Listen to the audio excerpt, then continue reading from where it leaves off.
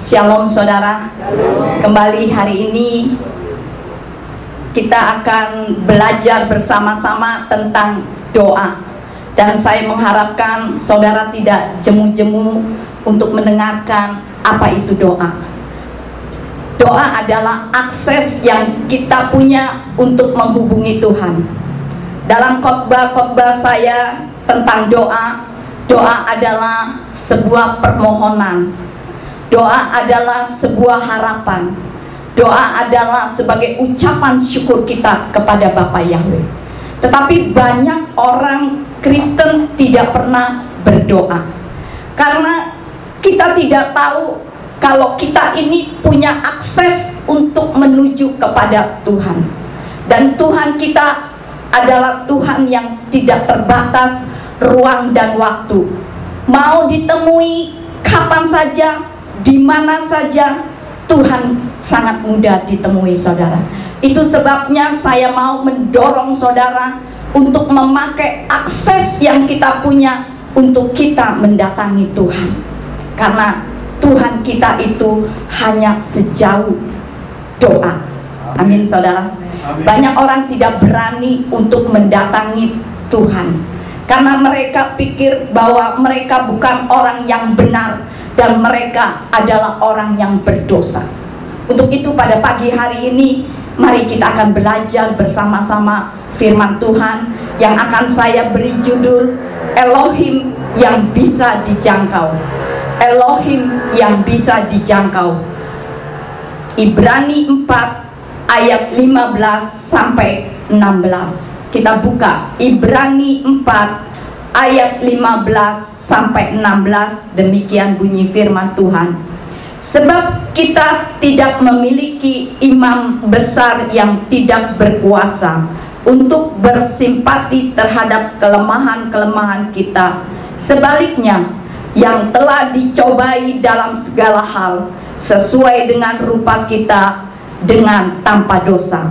Sebab itu kita dapat menghampiri takhta anugerah dengan keyakinan, supaya kita dapat menerima rahmat dan dapat menemukan anugerah untuk pertolongan yang tepat waktu. Saudaraku yang terkasih, berbicara tentang Tuhan Yesua, imam besar yang kita punya, bukanlah imam besar yang tidak dapat turut merasakan kelemahan-kelemahan kita. Dia bukan Tuhan yang terlalu jauh. Dia bukan Tuhan yang tidak mengerti apa yang sedang saudara alami. Kelemahan-kelemahan kita, kesesakan-kesesakan kita, kesakitan kita. Dia bukan Tuhan yang terlalu besar sehingga tidak bisa mengerti apa yang kita alami saudara. Tapi firman Tuhan berkata imam besar yang kita punya bukanlah imam besar yang tidak dapat turut merasakan kelemahan-kelemahan kita. Sebaliknya sama dengan kita saudaraku yang terkasih. Ia telah dicobai, hanya dia tidak berbuat dosa. Sehingga bukan saja kita bisa datang dengan keluhan kita, bukan saja kita mengerti bahwa dia juga Tuhan yang pernah dicobai. Dia bisa merasakan kesesakan-kesesakan kita. Dia merasakan apa yang kita rasakan saudara. Kalau saudara hari-hari ini sedang dikhianati, saya mau beritahu kalau Tuhan Yesus pun pernah dikhianati, sehingga dia tahu apa itu rasanya pengkhianatan, sehingga dia bisa menolong orang yang merasa dikhianati, karena dia tidak pernah gagal. Dia tidak jatuh ke dalam pencobaan, tetapi dia mengalahkan pencobaan itu sendiri, sehingga dia memberi jalan keluar kepada kita semua. Amin saudara. Kalau saudara merasakan kelaparan, dia pernah merasakan kelaparan. Itu sebabnya dia bisa menolong orang yang dalam kelaparan. Dia bukan Tuhan yang tidak mengerti kelemahan-kelemahan kita saudara. Firman Tuhan katakan imam besar yang kita punya adalah imam besar yang dapat turut merasakan apa yang kita rasakan, karena dia pernah dicobai sama dengan kita, cuma dia tidak jatuh di dalam dosa. Sebab itu marilah kita dengan penuh keberanian. Kenapa kita perlu penuh dengan keberanian, saudara?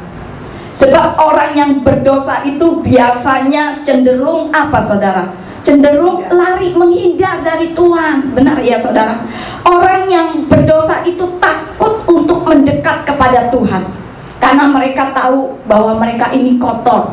Tuhan kita itu Tuhan yang suci, Tuhan yang kudus. Makanya hadirat Tuhan itu sangat menakutkan bagi orang yang telah berbuat dosa.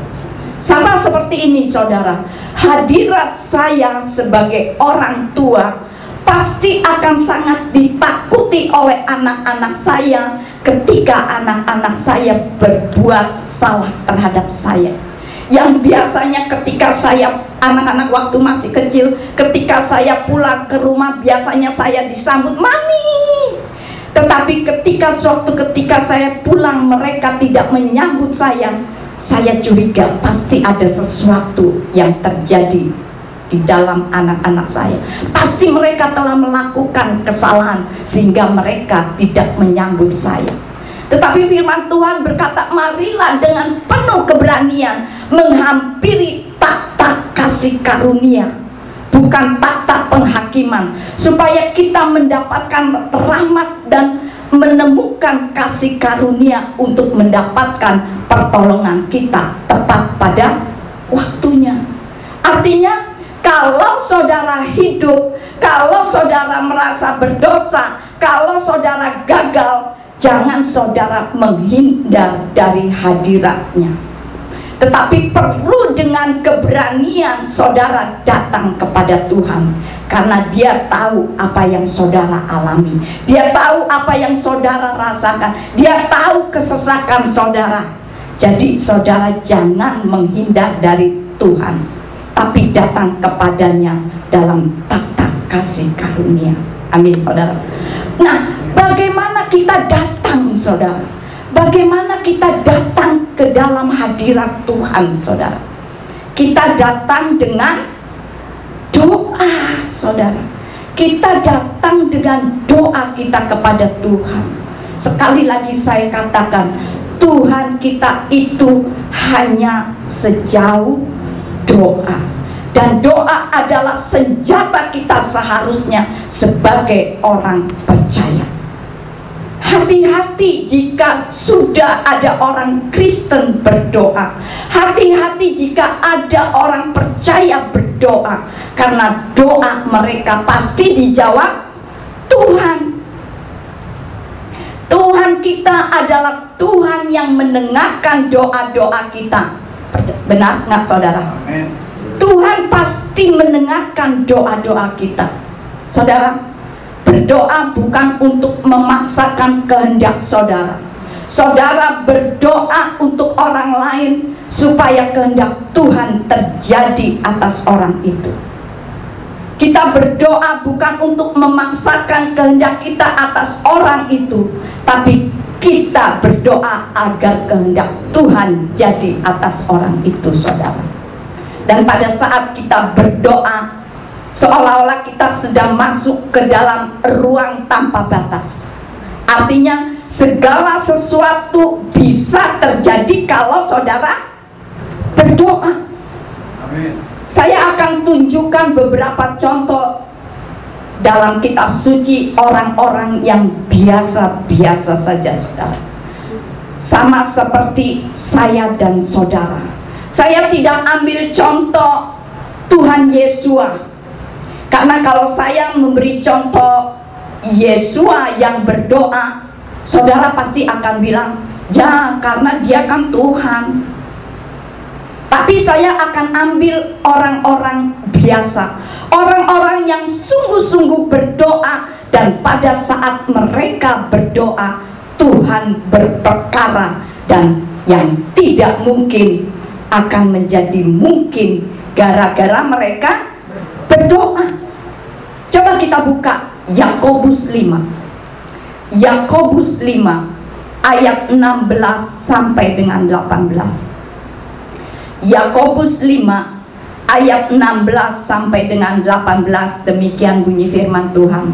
Akuilah kesalahan seorang terhadap yang lain, dan saling mendoakanlah seorang terhadap yang lain, supaya kamu dapat disembuhkan. Doa orang yang benar ketika bekerja memiliki kekuatan yang besar. Elia adalah seorang yang sama alamiahnya dengan kita, dan dia telah memohon dalam doa agar tidak turun hujan, dan hujan tidak turun ke bumi selama 3 tahun dan 6 bulan. Dan dia berdoa lagi, dan langit memberikan hujan, dan bumi mengeluarkan buahnya. Di ayat yang ke-16 di situ dikatakan, doa orang yang benar ketika bekerja memiliki kekuatan yang besar. Saudara mungkin bertanya, Priscilla, ini kan doa orang benar, saya kan bukan orang benar. Bagaimana kuasa doa bisa terjadi di dalam kehidupan saya yang berdosa? Saya mau memberitahu kepada saudara, tidak ada seorang pun di antara kita yang benar dengan perbuatan kita di hadapan Tuhan. Benar nggak saudara? Kita tidak ada yang benar di hadapan Tuhan. Kita benar karena kita percaya akan perbuatan Tuhan Yesus di atas kayu salib buat kita. Tidak ada seorang pun yang benar, bukan apa yang kita lakukan, tapi di dalam Tuhan kita dibenarkan. Kalau kita percaya atas perbuatan kita, atas perbuatan Tuhan Yesus di atas kayu salib, kita menerima Tuhan Yesus sebagai Tuhan dan Juru Selamat kita, maka hidup kita dibenarkan. Amin saudara. Dibenarkan tuh seperti ini saudara, kita salah mestinya, tetapi kita ini dibenarkan. Karena siapa saudara kita dibenarkan? Karena Tuhan Yesus. Kita buka 2 Korintus 5. 2 Korintus 5 ayat yang ke-21. Di situ dikatakan, sebab dia yang tidak mengenal dosa demi kita, dia telah menjadi dosa supaya kita dapat menjadi kebenaran Elohim di dalam dia. Jadi di dalam Hamasia, jika saudara percaya, jika pengorbanan Tuhan Yesus Hamasia di atas kayu salib penebus dosa saudara, kalau saudara menerima Tuhan Yesus Hamasia sebagai Tuhan dan Juru Selamat saudara, saat itu saudara dibenarkan di dalam Tuhan Yesus. Artinya saudara tidak perlu menjadi benar dengan usaha saudara sendiri. Kalau saudara tidak bisa lakukan itu, tapi saudara dibenarkan karena saudara percaya apa yang Tuhan Yesus lakukan di atas kayu salib buat saudara dan saya. Amin saudara. Jadi Yakobus 5 ayat yang ke-16 ini tadi menjadi bagian saudara, doa orang yang benar. Kalau saudara dalam Hamasia, saudara dibenarkan. Tinggal saudara doakan dengan penuh keyakinan. Elia manusia biasa sama seperti kita, dan dia telah bersungguh-sungguh berdoa supaya hujan jangan turun. Dan benar, hujan tidak turun selama 3 tahun 6 bulan. Kemudian Elia berdoa lagi, dan langit menurunkan hujan, dan bumi pun menghasilkan buah. Apa saja bisa terjadi kalau saudara berdoa. Masalahnya banyak di antara kita tidak sadar kalau kita punya akses. Itu sebabnya kita tidak pakai doa itu sebagai senjata kita saudara. Doa itu sebagai senjata kita akses untuk menuju kepada Tuhan saudara. Punyailah kualitas kehidupan doa yang benar di hadapan Tuhan, sehingga saudara bisa hidup sebagai orang Kristen yang sungguh-sungguh mengalami sukses di dalam kehidupan saudara. Dalam Lukas 1 ayat yang ke-7 ada cerita yang lain lagi saudara. Ada cerita pasangan suami istri Zakaria dengan Elisabet yang sudah lanjut usianya. Bahkan dikatakan Elisabet itu apa saudara? Mandul. Mereka tidak punya anak. Mereka kepengin punya anak. Umur mereka tapi sudah lanjut, tidak mungkin punya anak. Apalagi Elisabet mandul. Tetapi Zakaria dengan sungguh-sungguh terus-menerus berdoa kepada Tuhan.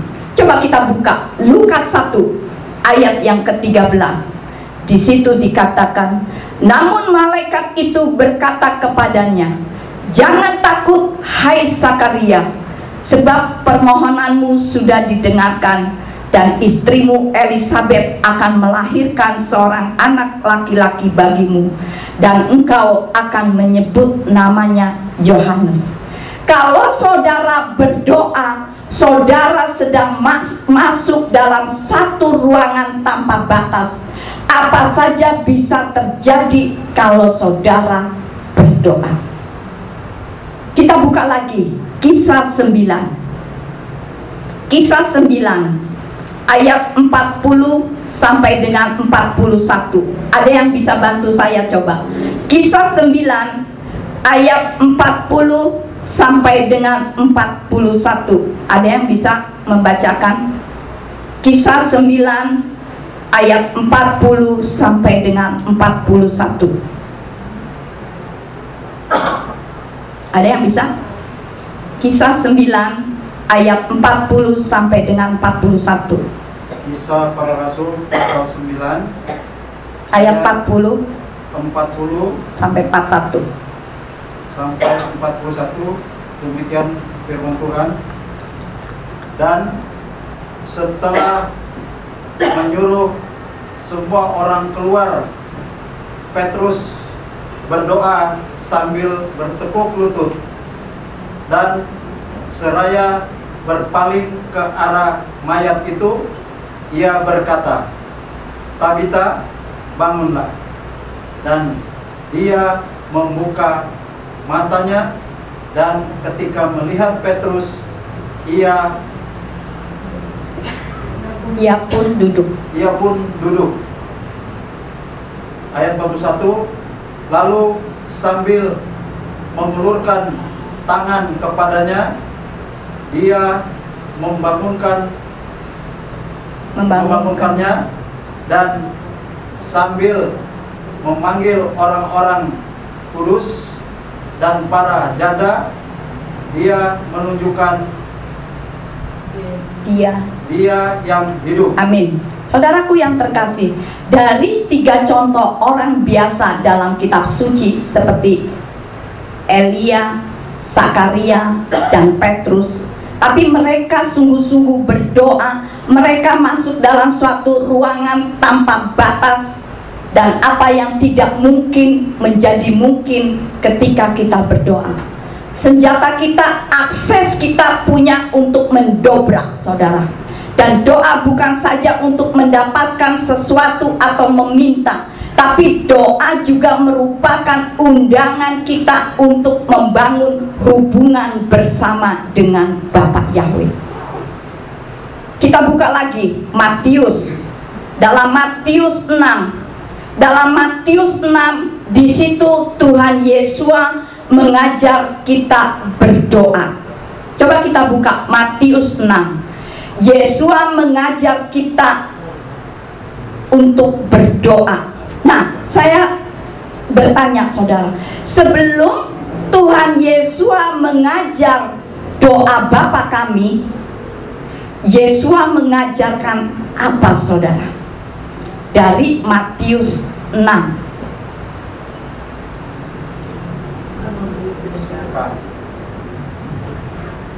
Jangan jauh-jauh dari ayat yang ke-6. Matius 6. Sebelum Tuhan Yesus mengajarkan doa Bapa kami, Yesus mengajarkan apa saudara? Kita baca ayat yang kelima. Ayat yang kelima di situ dikatakan, dan ketika engkau berdoa, apa saudara? Janganlah menjadi seperti orang-orang munafik.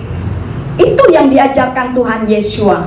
Karena mereka suka berdoa dengan berdiri di dalam sinagoga-sinagoga dan di sudut-sudut jalan, sehingga mereka terlihat oleh manusia. Sesungguhnya aku berkata kepadamu bahwa mereka telah menerima pahalanya. Kemudian apalagi? Ayat yang ke-6, di situ dikatakan, dan engkau ketika engkau berdoa, masuklah ke dalam kamarmu dan tutuplah pintumu, berdoalah kepada Bapakmu yang ada dalam ketersembunyian, dan Bapakmu yang melihat dalam ketersembunyian, Dia akan menjawab engkau dalam keterbukaan. Kemudian ayat yang ke-7, saudara, dan ketika berdoa, janganlah bertele-tele seperti bangsa-bangsa lain, karena mereka menyangka bahwa dengan banyaknya kata-kata mereka akan didengarkan. Jadi sebelum Tuhan Yesua mengajarkan doa Bapa kami, Tuhan Yesua mengajarkan jangan menjadi seperti orang munafik. Terus kemudian kalau doa itu masuk kamar dan kunci kamar. Kemudian kalau berdoa itu jangan bertele-tele. Berarti orang yang mengenal Tuhan Yesua, doanya itu berbeda, saudara. Orang yang mengenal Tuhan, doanya itu tidak bertele-tele. Berarti dari doa seseorang, kita bisa melihat pengenalan mereka kepada Tuhan itu seperti apa, saudara. Semakin saudara mengenal Tuhan, semakin doa saudara terarah. Semakin saudara mengenal Tuhan, semakin doa kita itu efektif, saudara. Amin, saudara. Kemudian kita lihat lagi ayat yang ke-8. Di situ dikatakan, sebab itu janganlah menjadi sama dengan mereka, karena Bapakmu mengetahui hal-hal yang kamu perlukan sebelum kamu meminta kepadanya. Di situ dikatakan janganlah menjadi sama dengan mereka. Maksudnya apa, saudara? Tadi dalam ayat 7 dikatakan janganlah bertele-tele. Jangan saudara berpikir dengan banyaknya kata-kata saudara di dalam doa, kemudian doa saudara dikabulkan. Tidak ada urusannya dengan banyaknya kata-kata dengan pengabulan doa. Enggak ada korelasinya, saudara. Jangan saudara berharap dengan saudara semakin doa saudara banyak kata-kata, dengan semakin bagus kata-kata saudara, semakin indah saudara mungkin dalam doanya itu berpuisi, semakin dikabulkan doa saudara. Hei, enggak ada korelasinya, saudara. Itu sebabnya jika disuruh doa makan, jangan kemudian disuruh doa makan, doanya itu berpuisi, saudara. Gak usah doa panjang-panjang kemana-mana, saudara. Sementara hidung kita ini terus mencium bau masakan, doanya itu kemudian gak selesai-selesai, saudara. Kemudian makanannya itu keburu apa, saudara? Keburu dingin. Saya dulu sering undang teman-teman untuk makan bareng di rumah saya, saudara. Ketika saya saat itu masak bihun kuah. Bihun kuah kalau kelamaan kita makan kan akhirnya menjadi apa kuahnya, saudara? Habis terserat dengan bihunnya. Kita minta doa, misalnya Pak si A berdoa makan. Wow, doanya itu saya hitung karena saking lamanya saya lihat jarum jam, saudara.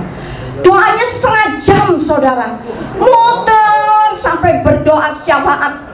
Keluarga saya didoain, anak saya didoain, semua didoain. Sampai akhirnya karena bihun kuah, saya pakai sumpit, saya begini-beginiin supaya kuahnya jangan menyerap. Ini benar-benar saudara. Akhirnya amin, dari mengepul sampai dingin. Kita berpikir, wah, doa model gini dijawab apa enggak ya oleh Tuhan. Tidak ada hubungannya dengan doa saudara yang panjang, dengan kata-kata doa saudara yang panjang akan dikabulkan oleh Tuhan. Kemudian setelah teman saya berkata amin, saya semua pada ketawa-ketawa. Dan kemudian ketika dia nggak ada, lain kali kalau doa makan jangan kasih dia ya, kelamaan gitu. Jadi kalau doa makan ya doa makan aja, Bapak terima kasih untuk makanan hari ini. Kemudian amin, singkat padat jelas, jangan muter-muter kemana-mana saudara. Itu yang kadang orang tidak mengerti saudara, doanya muter-muter. Karena apa saudara? Karena yang Tuhan inginkan adalah hubungan. Dari mana saya tahu saudara? Karena Tuhan Yesus mengajar begini saudara, kalau kamu berdoa, Yesus katakan panggillah dia Bapa. Dengan memanggil dia Bapa, berarti saudara memposisikan diri sebagai apa saudara? Sebagai anak. Jadi yang dia mau adalah membangun hubungan kepada kita, anaknya. Bapak itu adalah sumber. Kita panggil dia Bapa karena dia adalah sumber kehidupan kita. Kepada dialah kita bisa meminta pertolongan kita. Kepada dialah kita bisa meminta perlindungan kita. Karena dia adalah sumber kehidupan yang ada di muka bumi ini. Kita memposisikan diri kita sebagai anak. Dan saya tahu banyak di antara saudara dan beberapa di antara saudara yang gak punya hubungan baik dengan Bapak saudara sendiri secara jasmani. Itu sebabnya mungkin saudara punya kesulitan untuk memposisikan Tuhan sebagai Bapak saudara. Tapi saya mau memberitahu saudara, Bapak yang di sorga, Bapak Yahweh, jauh lebih baik daripada Bapak di muka bumi ini. Amin saudara. Dia lebih mengerti tentang saudara daripada Bapak di muka bumi ini. Dan dia mau saudara datang kepadanya dengan saudara memanggil dia Bapak. Semakin saudara mengenal dia, semakin doa saudara terarah. Bayangkan saudara, kalau misalnya saya ketemu papa saya sendiri, kemudian saya berbicara dengan papa saya sendiri, memakai bahasa Indonesia yang sangat baik, yang sangat teratur tanpa salah, tentu papa saya akan bingung saudara. Kemudian mungkin papa saya akan berkata, lu salah makan ya? Kok aneh sih? Tuh saudara, kalau anak saya berkata, Mami, saya udah tahu saudara, pasti ada maunya. Tapi kita datang kepada Bapa kita di sorga dengan apa adanya saudara. Tidak usah pakai bahasa Indonesia yang baik, ngomong aja apa adanya yang sangat sederhana saudara. Itu sebabnya kalau ada orang disuruh berdoa, kemudian bingung, kemudian ketakutan, aduh saya disuruh berdoa di gereja, aduh besok saya disuruh doa di persekutuan, saya harus berbuat apa nih? Karena saya pernah alami saudara, dulu ketika saya belum bisa berdoa, ketika dikasih lembaran doa, saya puter-puterin tuh ke seluruh orang. Akhirnya balik lagi ke saya saudara, saya nggak bisa berdoa. Kemudian saya senggol ibu gembala, tetap ibu gembala diam, saya tetap diam. Sampai 15 menit saya diam, tidak berucap kata. Akhirnya diambil alih saudara. Karena apa, saudara? Karena saudara lebih concern, aduh, kata apa ya? Kata orang nanti apa? Doa saya ini bagus apa enggak ya? Sederhana apa enggak ya? Hei saudara, bagaimana engkau berhubungan dengan bapakmu sendiri? Pada saat engkau memanggil dia bapak, engkau posisikan dirimu itu sebagai anak, dan dia mau adalah hubungan yang baik, saudara. Kekristenan adalah membangun hubungan antara Tuhan yang rindu sekali dipanggil Bapa, karena dia menganggap kita ini anak-anaknya. Kemudian di ayat yang ke-8 berkata seperti ini, saudara. Jadi janganlah menjadi sama dengan mereka, karena Bapakmu mengetahui hal-hal yang kamu perlukan sebelum kamu meminta kepadanya. Yang menjadi pertanyaan saudara, kalau Tuhan sudah mengetahui segala sesuatu yang kita sebelumnya kita meminta kepada Tuhan, kenapa kita perlu berdoa? Kenapa kita perlu berdoa? Kan Tuhan sudah tahu isi hati saudara. Karena dia ingin membangun hubungan dengan kita. Itu saja, saudara.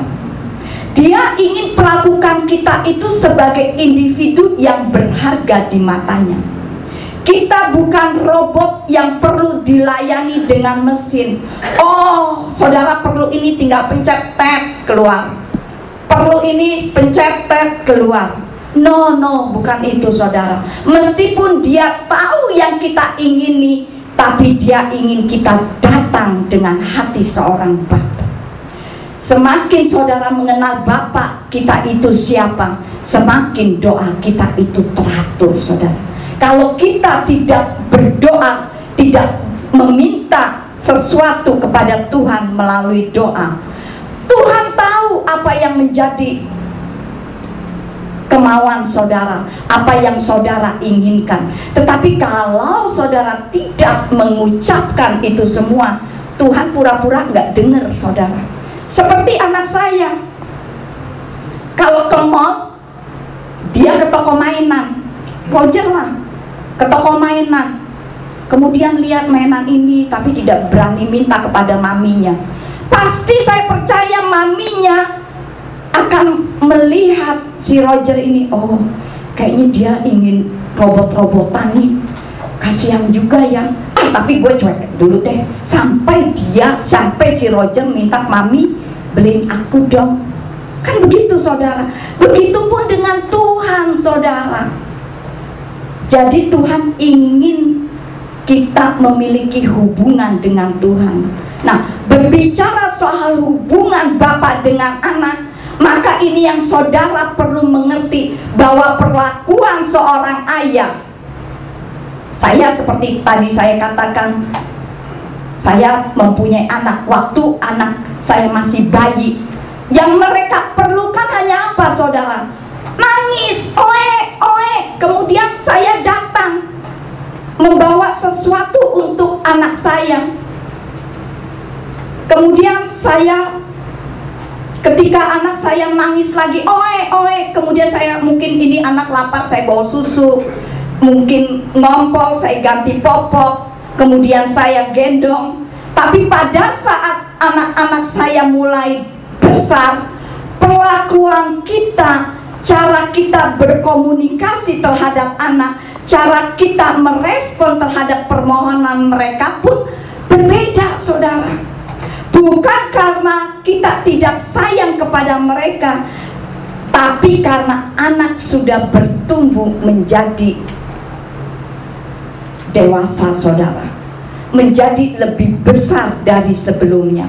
Bayangkan, saudara, kalau anak umur 13 tahun masih oe, mimi dong, tentu saya sebagai orang tuanya merasa sedih karena ada sesuatu yang tidak beres terhadap anak ini.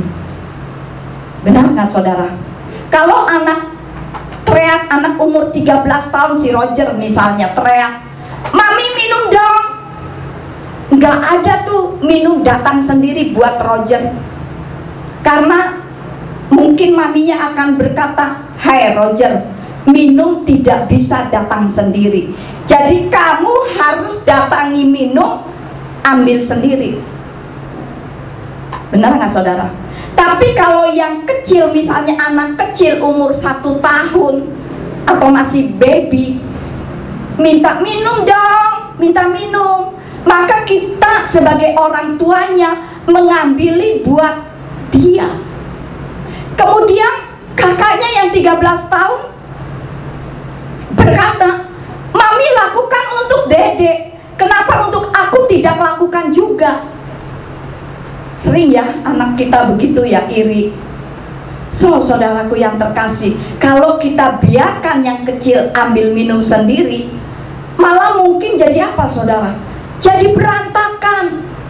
Mungkin gelasnya mungkin bisa pecah. Dan malah kita menjadi repot sendiri. Jadi lebih baik kita bantu ambilin untuk dia. Paham saudara maksudnya ya saudara? Dalam kehidupan spiritual kita juga sama saudara. Itu sebabnya banyak di antara kita merasakan pada saat kita terima Tuhan Yesus, pada saat kita pertama kali menerima Tuhan Yesus sebagai Tuhan dan Juru Selamat, kayaknya semua permintaan kita itu dikabulkan saudara. Benar nggak saudara?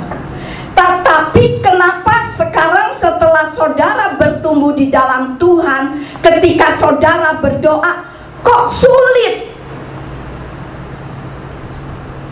Kenapa saudara? Karena sekarang saudara sudah bertumbuh di dalam Tuhan, di dalam kerohanian saudara sudah bertumbuh. Saudara mengenal siapa Tuhan. Saudara sudah mengenal perintah-perintah Tuhan. Saudara sudah mengenal hukumnya. Saudara sudah mengenal prinsip-prinsipnya. Saudara sudah mengenal kebenarannya. Saudara sudah mengenal apa yang menjadi bagianmu, apa yang tidak menjadi bagianmu. Karena doa bukan izin untuk saudara bermalas-malasan. Setelah saudara mendengar ini, saudara mungkin bisa berkata seperti ini, "Oh, dengan doa kita bisa lakukan segala sesuatu. Kalau gitu kita tidak perlu ngapa-ngapain deh. Cukup dengan doa saja." Sehingga kalau misalnya Roger belajar ada ulangan, misalnya 2 minggu yang akan datang di sekolah Roger akan ada ulangan atau ujian, kemudian Roger berkata, "Gua nggak perlu belajar." Karena kalau kita berdoa, kita akan masuk pada satu ruangan tanpa batas. Kita bisa berdoa apa saja dengan sungguh-sungguh. Karena kita orang benar, maka semua akan dikabulkan. Tidak begitu saudara. Tidak begitu saudara. Tetapi kita tetap harus belajar. Karena Roh Kudus itu penurut, Roh Kudus itu pembimbing, dan tidak semena-mena. Jadi keliru kalau kita hanya berdoa tetapi kita tidak melakukan sesuatu saudara. Karena doa bukan izin buat saudara untuk bermalas-malasan. Saudara harus tahu apa yang menjadi bagian saudara. Saudara harus mengenal Tuhan saudara. Karena semakin saudara mengenal Tuhan, saudara semakin terarah doa saudara. Itu sebabnya kehidupan doa saya sangat berbeda dengan kehidupan doa saya yang masa lalu waktu pertama kali saya terima Tuhan Yesus saudara. Karena saya tahu ada hal-hal yang saya lakukan, ada hal-hal yang tidak bisa saya lakukan. Untuk itu saya berdoa kepada Tuhan.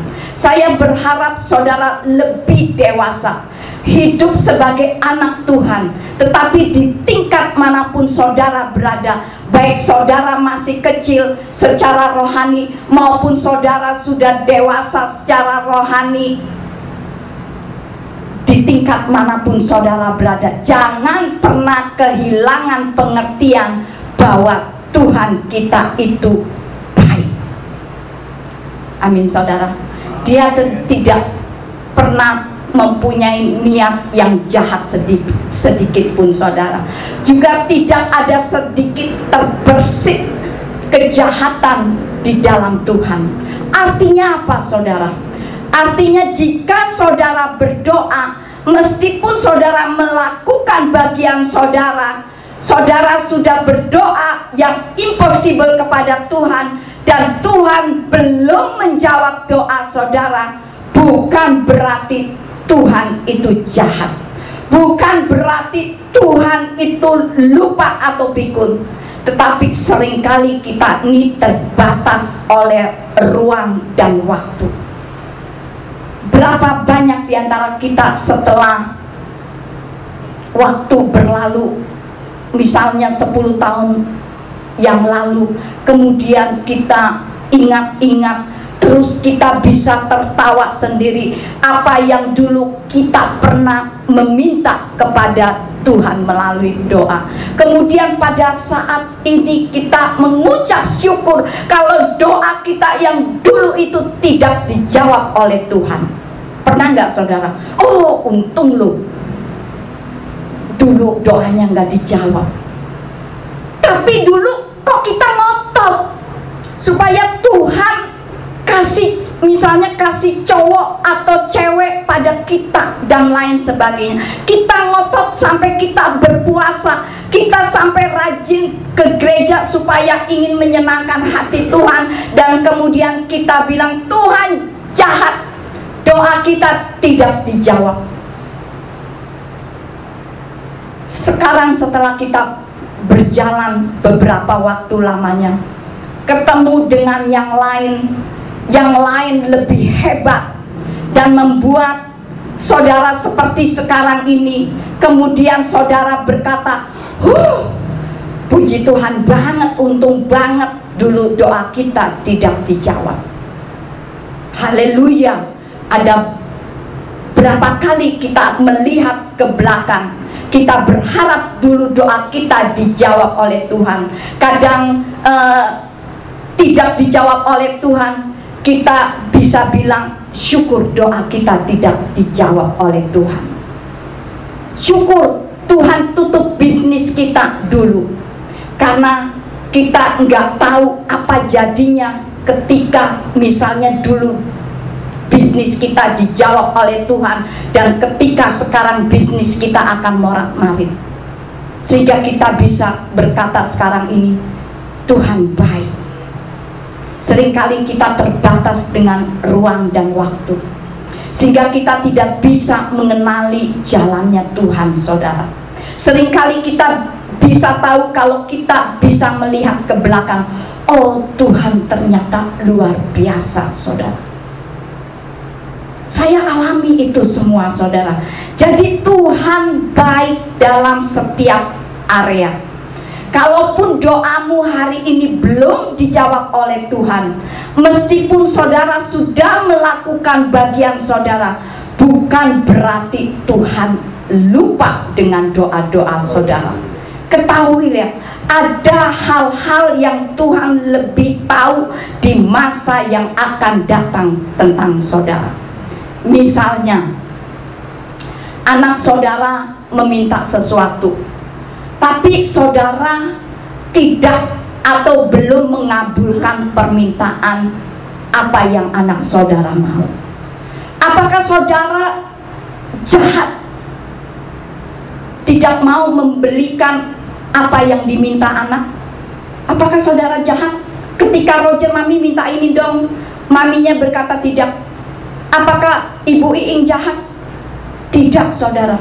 Demikian pun dengan Bapak Yahweh saudara.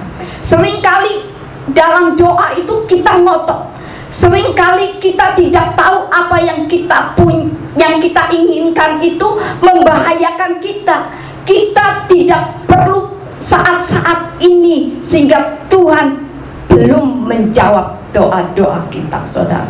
Tapi firman Tuhan juga berkata, ada hal-hal yang tidak kita bisa dapatkan? Karena kita salah berdoa.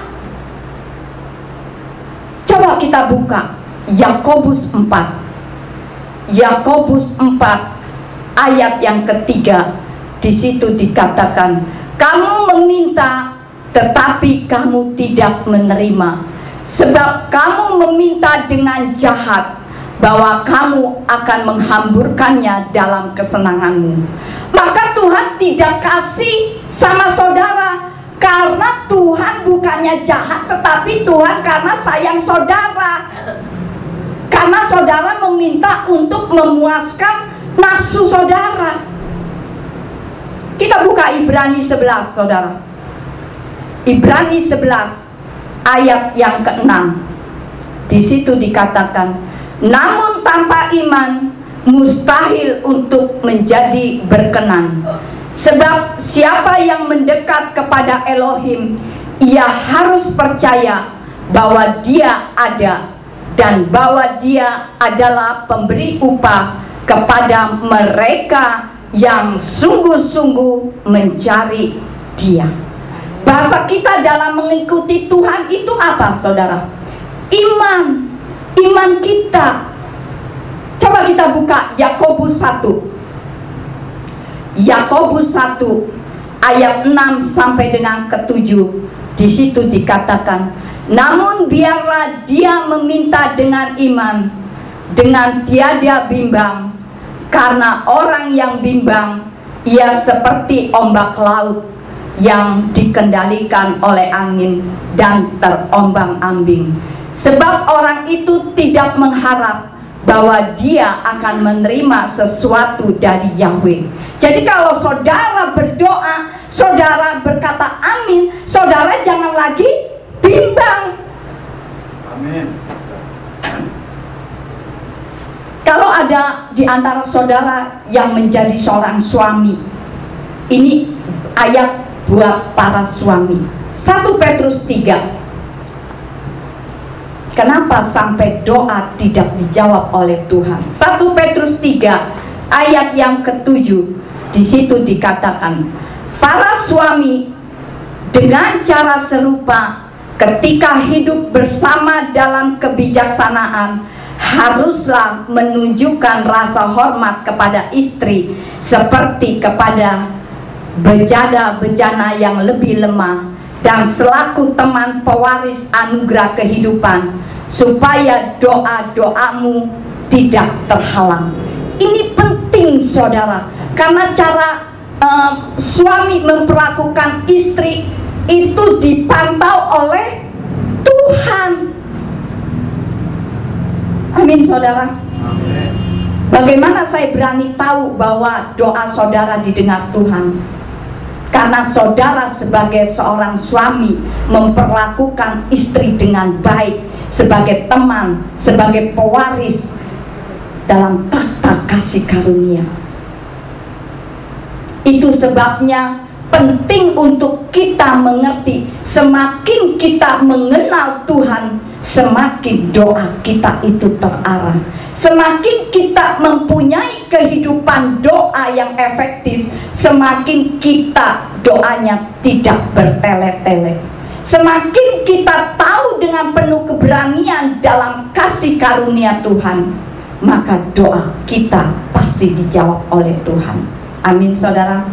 Sekian firman Tuhan.